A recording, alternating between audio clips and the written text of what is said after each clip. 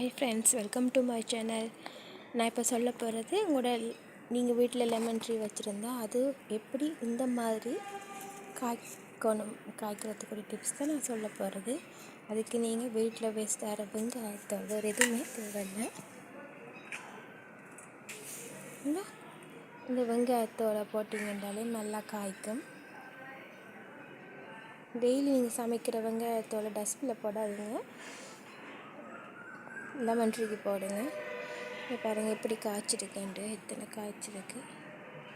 இந்த மாதிரி உங்களோட லெமன் ட்ரீயும் காய்க்கணும்னா மறக்காமல் வெங்காயத்தோட வேஸ்ட் பண்ணாமல் டஸ்ட்பினில் போடாமல் நீங்கள் என்ன செய்கிறீங்க, பூ மரத்துக்கு போடுறீங்க.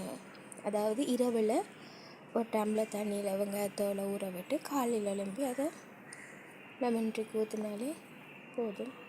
அப்படியும் செய்யலாம், அப்படி இல்லாமல் சும்மா பூ மரத்துக்கு போட்டு விட்டுறலாம். ஆனால் சும்மா போடுறத விட தண்ணியில் ஊற விட்டு போட்டிங்கன்னா மரத்துக்கு டக்குன்னு போய் சேர்ந்துடும், நல்லா காய்க்கும்.